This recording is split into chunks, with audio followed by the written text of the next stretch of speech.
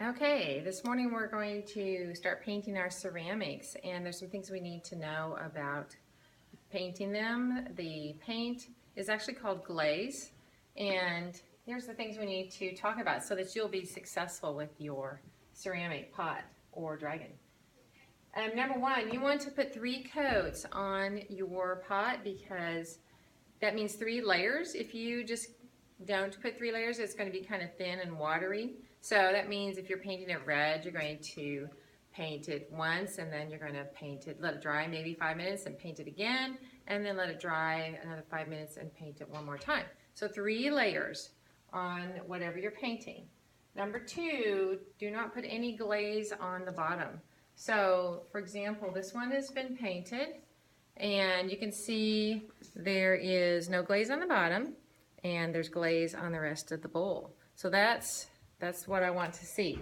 The problem is if you put glaze on the bottom of your bowl, then when it goes into the kiln and gets fired, that glaze is kind of like a coating that has kind of pieces of glass in it, kind of like that. And so when it heats up really hot, it flows and it will, if it's on the bottom, it will actually stick it to the bottom of the kiln, and I'll have to take a chisel and a hammer and just knock it off, which will break your pot, will break my kiln shelf, so I won't put it in actually.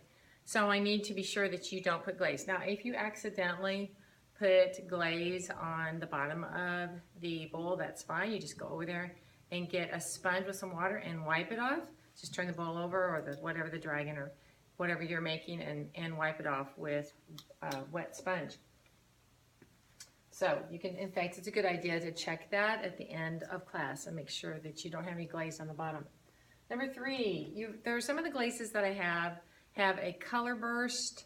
In other words, it says Colorburst on the bottle, and that means that it has little flecks of color in it that when you put it in the kiln, they kind of pop.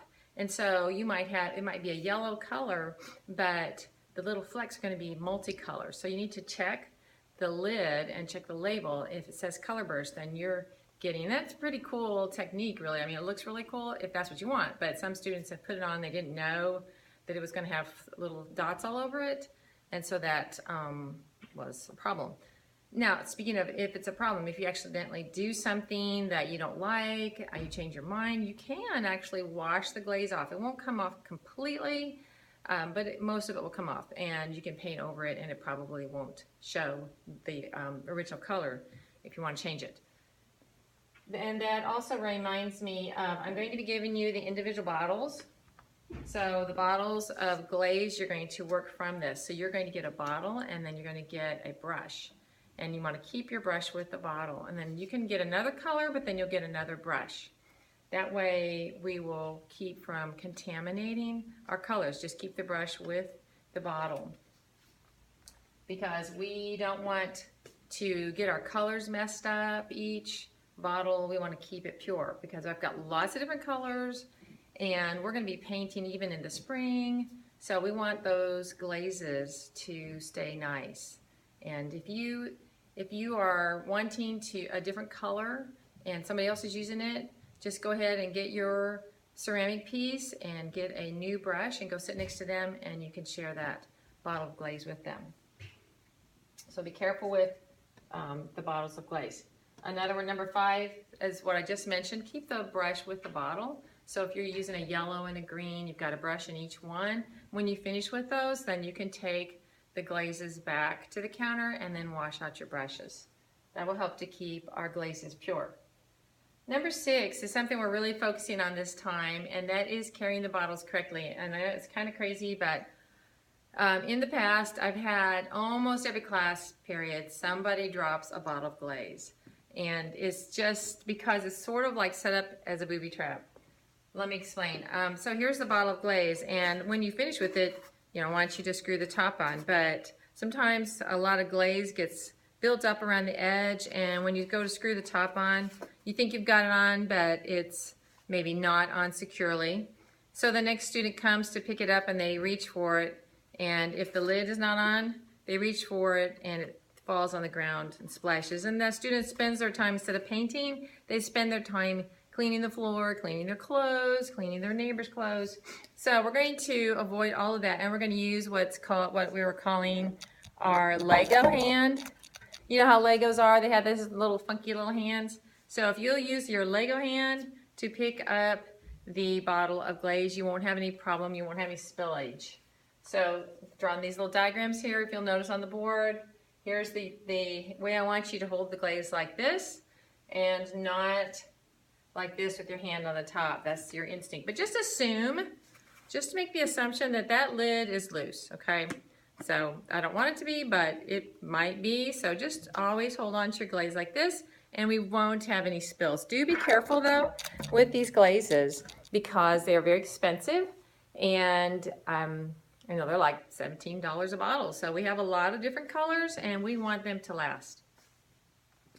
So when you're painting, another thing to remember is that the color you paint isn't necessarily going to be the color that they end up. So this red and yellow, you can see it's a nice color, but it's not very bright.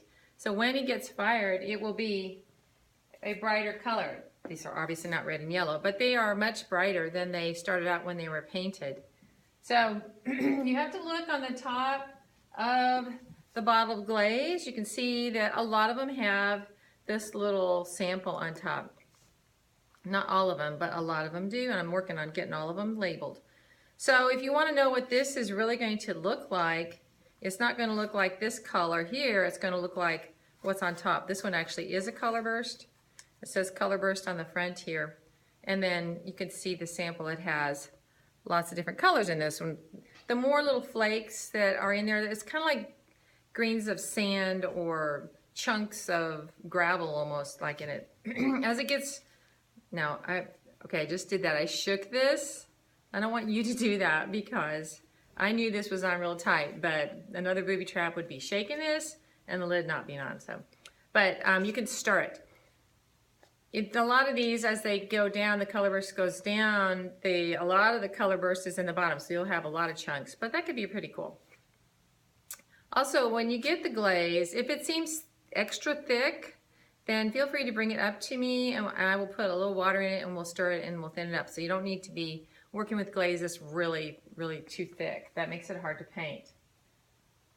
Okay, when you are finished, I will be handing you your ceramic piece. So wherever it is that I've stored it, it's on that board. I will call your name, you'll pick it up, and that's exactly where you'll put it when you're finished. So that's the same place. So when you're at the end of class, where do I put this? Well, go back to where you got it and put it on that same board with your class. You'll see the class name, the homeroom name on the board, and then you can get onto the iPad and go to Sketch Club if you finish today. If you don't finish today, if this is your day 1, then you'll have one more day. If this is day 2, then you need to be done today, or you need to come back to me tomorrow and get it done, because I will be glazing, I will be firing next Wednesday, which, depending on when I watch this, I will be firing the week of, I didn't get the date figured out in my head, 10, 12, no, maybe the 9th.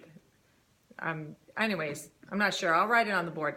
But I will be firing them whether you're finished or not after you've had 2 days. And it's up to you. If you really, really, really want to do something else, you'll have to get back in here, because if I don't get these fired, you won't get them by Christmas. And I am totally going to have these done for you by Christmas. So I think that's everything. I'm looking at my notes. I think that's everything. So have fun. Enjoy painting your ceramic pot today.